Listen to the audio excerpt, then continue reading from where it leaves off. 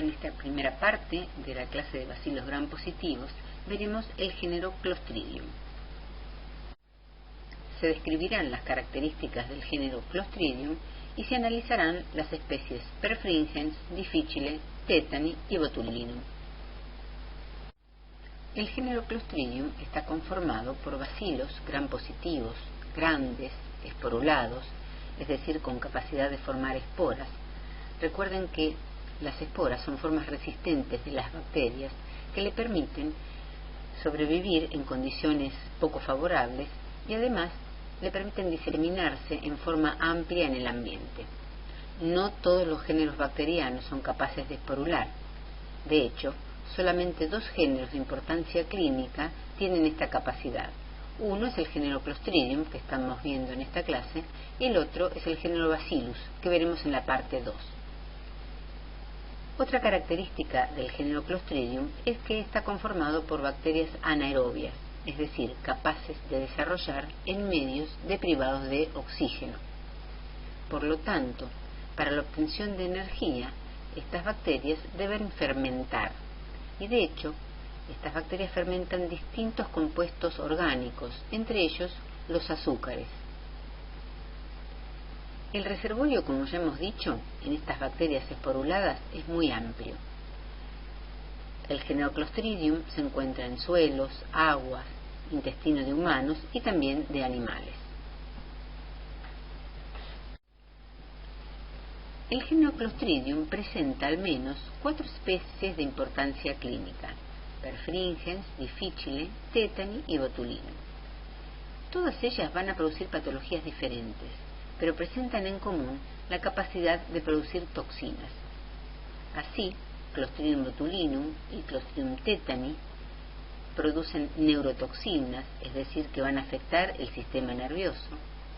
Clostridium difficile es capaz de generar enterotoxinas que van a afectar el intestino. Y Clostridium perfringens, como veremos en un momento, es capaz de producir enterotoxinas e histotoxinas, es decir, toxinas que van a alterar el intestino y también los tejidos. Clostridium perfringens es capaz de producir infecciones del tejido blando. Estas infecciones pueden ser de origen exógeno o endógeno. Las infecciones de origen exógeno se asocian mayormente a la contaminación de heridas o lesiones traumáticas, aunque también pueden asociarse a la contaminación de heridas quirúrgicas.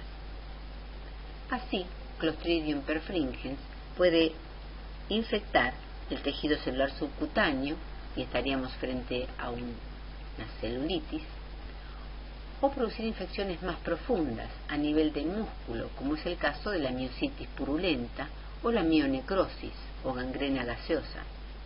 En este último caso, la bacteria está creciendo en tejido necrótico, es decir, tejido deprivado de oxígeno, y está fermentando los azúcares del músculo.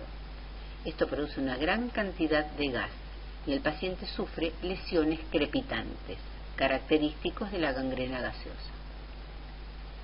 En cuanto a las infecciones endógenas por Clostridium perfringens, tenemos el ejemplo de la endometritis.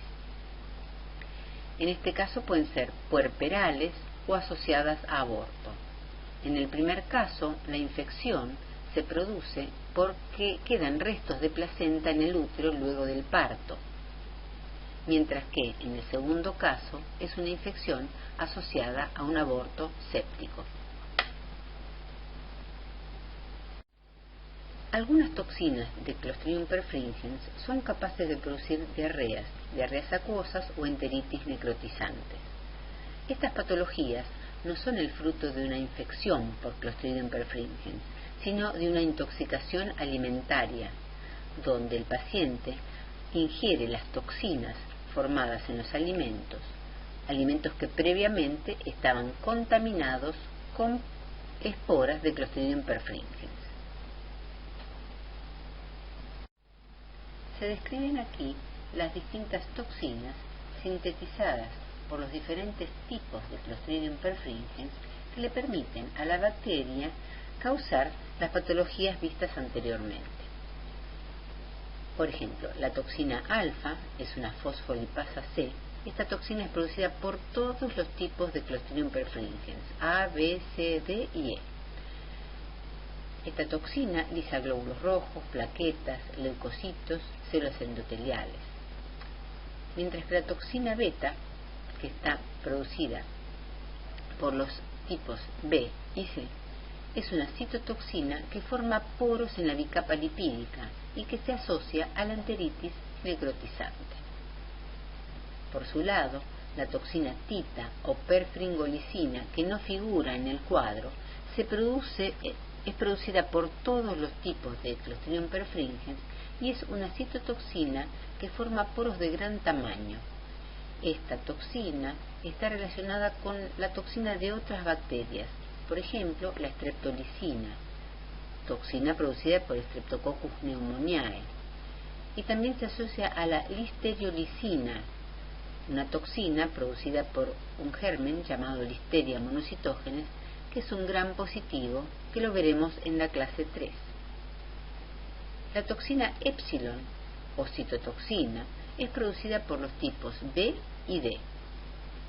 Esta toxina altera las uniones fuertes entre las células del endotelio, aumentando la permeabilidad vascular. Por último, la toxina iota es otra citotoxina, es la única que actúa a nivel intracelular. Tiene acción dermonecrótica, aumenta la permeabilidad vascular y es producida por el tipo E. En este esquema se sintetizan los factores de virulencia de Clostridium perfringens.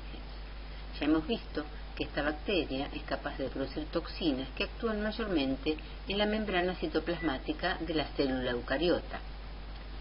Algunas, como la toxina alfa, desestabiliza, mientras otras toxinas producen poros en la membrana que llevan a la muerte celular. La toxina iota es la única que actúa intracelularmente, produciendo la disrupción del citoesqueleto. No debemos olvidar que Clostridium perfringens también produce una serie de enzimas hidrolíticas como colagenasa, DNasa, hialuronidasa, neuraminidasa, proteasa y ureasa. Todas ellas colaboran con el daño de tejido característico de las infecciones por esta bacteria. Clostridium difficile coloniza el intestino de una pequeña proporción de los individuos, tal vez menos del 5%.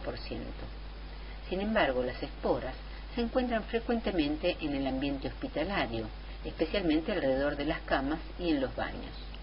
Por lo tanto, los pacientes internados están en su mayoría colonizados con la bacteria. Clostridium difficile es la causa de colitis pseudomembranosa en pacientes con tratamiento antibiótico prolongado. En este esquema vamos a analizar el mecanismo a través del cual Clostridium difficile puede producir colitis pseudomembranosa. En la izquierda se representa el intestino normal con la microbiota en la luz intestinal y representando a Clostridium difficile en una relación mucho menor con respecto a la microbiota normal.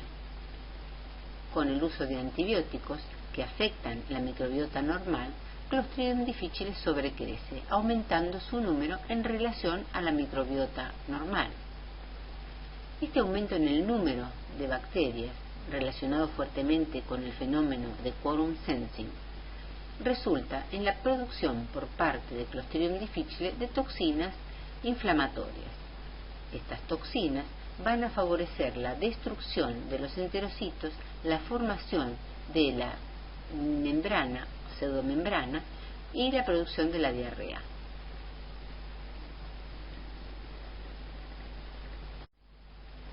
Como vimos en el cuadro anterior, el sobrecrecimiento de Clostridium difficile a nivel intestinal induce en la bacteria la síntesis y la secreción de toxinas, toxina A y toxina B. La toxina A se une a la membrana apical del enterocito. Luego de su internalización, genera cambios a nivel del citoesqueleto, lo que resulta en una alteración de las uniones fuertes entre las células y la pérdida de la barrera epitelial. A su vez, la toxina A genera la liberación de mediadores proinflamatorios desde la célula epitelial, lo que va a generar un flujo de polimorfonucleares hacia la luz intestinal. Esta desestabilización de la membrana permite que la toxina B atraviese el epitelio y encuentre el receptor a nivel de la membrana vasolateral. La toxina B induce también la liberación de mediadores proinflamatorios, aumentando la respuesta inflamatoria. Este aumento de la respuesta inflamatoria, sumado a la muerte de las células epiteliales, genera la formación de la pseudomembrana, que a su vez interfiere con la absorción a nivel intestinal, causando la diarrea. Clostridium tetani causa una enfermedad llamada tétanos, caracterizada por una parálisis espástica a causa de la acción de una toxina, una neurotoxina, la toxina tetánica, llamada tétanoespasmina. El tétanos puede originarse a partir de heridas contaminadas con esporas. La infección es localizada, con mínima inflamación. Durante la enfermedad, la toxina viaja por vía axonal retrógrada y actúa a nivel de la célula de Renshaw, la célula inhibitoria, generando los espasmos dolorosos. Es común que los pacientes con tétanos sufran la contracción de los músculos maceteros, generando la sonrisa sardónica característica de la enfermedad. En este esquema vamos a analizar el mecanismo de acción de la toxina tetánica, representada por círculos verdes. A nivel de la unión neuromuscular, la toxina tetánica es endocitada por la neurona motora y asciende por vía retrógrada hasta alcanzar la célula de Renshaw o neurona inhibitoria, a la cual accede por el fenómeno de la transcitosis. Es a este nivel, a nivel de la célula de Renshaw, que la toxina tetánica ejerce su acción. La acción de la toxina tetánica es la inhibición de la liberación de los neurotransmisores, en este caso glicina y GABA. La inhibición de la liberación de los neurotransmisores se produce porque la toxina tetánica impide la fusión de la vesícula conteniendo el neurotransmisor con la membrana presináptica. De esta forma, la neurona motora queda desinhibida y el músculo en continua contracción, produciendo entonces la característica de la enfermedad, que es una parálisis espástica. El botulismo es una intoxicación alimentaria seria que ocurre al ingerir toxinas de Clostridium botulinum. Existen 7 tipos toxigénicos diferentes de Clostridium botulinum, pero solamente 4 causan botulismo en el humano. Las esporas de Clostridium botulinum pueden estar contaminando distintos alimentos y al encontrar condiciones favorables germinan y la forma vegetativa de la bacteria produce las toxinas. Al ser ingeridas, las toxinas se absorben a nivel del intestino y pasa a circulación. La toxina botulínica es una neurotoxina que actúa a nivel del sistema nervioso, produciendo parálisis flácida. El nombre botulinum proviene de botulus, la palabra en latín que significa salchicha o embutido, porque se cree que estos fueron los primeros alimentos relacionados con la producción de esta intoxicación alimentaria.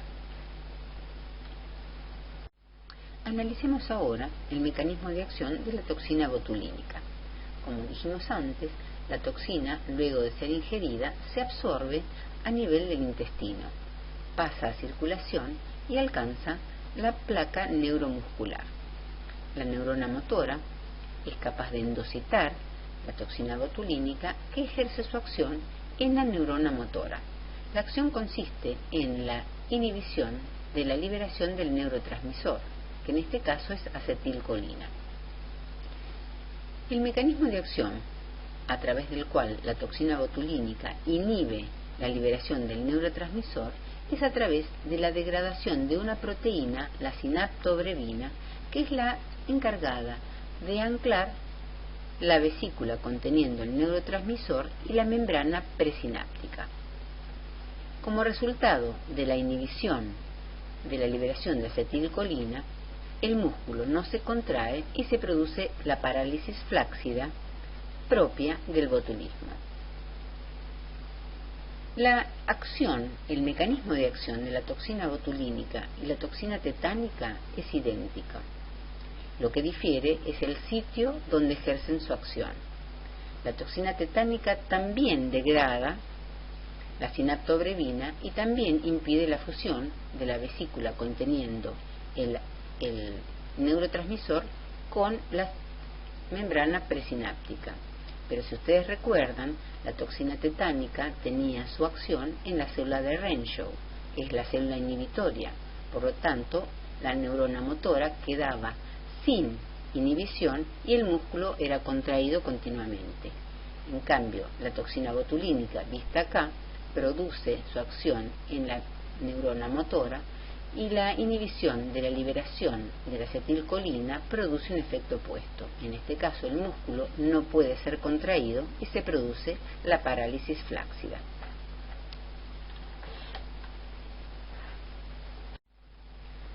La utilización de la toxina botulínica o Botox en cosmética es bien conocido. Sin embargo, los primeros usos del Botox fueron terapéuticos. Hoy se tratan patologías como el blefaroespasmo, que es la condición en que el paciente cierra involuntariamente los ojos por espasmos involuntarios del músculo orbicular, las migrañas, la vejiga hiperactiva o el estrabismo, entre otros. Llegamos hacia el final de la primera parte de la clase de bacilos gram positivos. Les agradezco su atención y los espero en la segunda parte de la clase, donde trataremos el género Bacillus.